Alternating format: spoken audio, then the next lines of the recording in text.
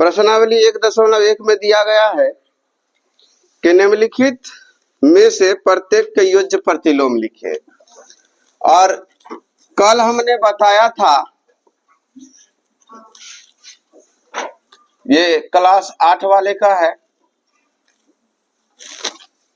कल हमने क्या बताया था कि यदि योज्य प्रतिलोम हमें लिखना है तो उस जो दिए गए संख्या है उसका हम चिन्ह बदल देंगे, यही ना करेंगे।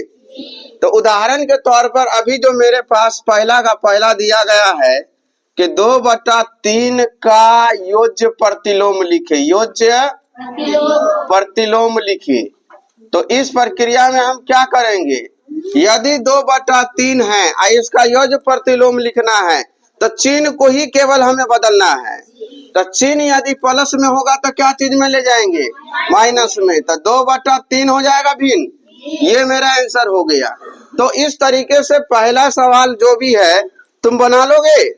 फिर दूसरा सवाल में आओगे तो दूसरा का पहला सवाल कह रहा है कि निम्नलिखित सारणी के खाली स्थान को भरना है, जो कि संख्या दिया गया है और उसका गुणन प्रतिलोम लिखना है। तो संख्या क्या है, -13 का क्या लिखना हमें, गुणन प्रतिलोम। तो यदि इस संख्या का हम गुणन प्रतिलोम लिखते हैं तो सूत्र में हम लिखाए थे कि यदि गुणन प्रतिलोम लिखा जाता है, यदि कोई भिन्न a/b है तो उसका गुणन प्रतिलोम में b/a हो जाएगा।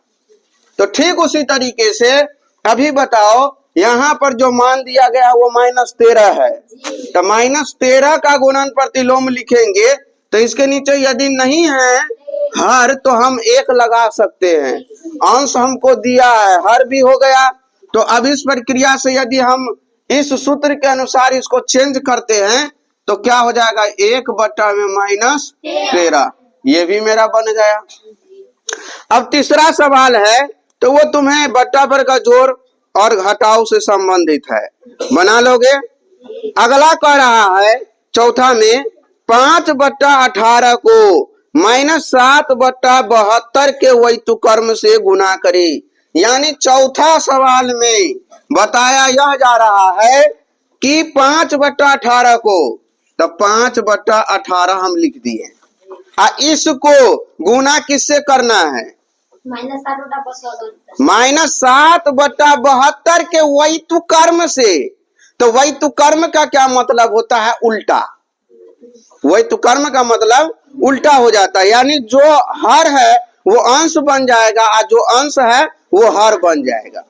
तो यहाँ पर हमारे पास दिया कितना है, -7/72 के व्युत्क्रम से गुना करना है। गुना करने पर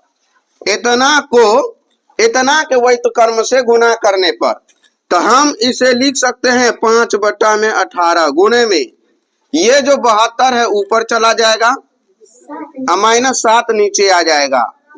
अब 18 एकम 18 और 18 चौके 72, क्या कटने वाला है, नहीं। तो 5 चौके, नीचे में क्या बचा, यही हो जाएगा आंसर। ठीक है।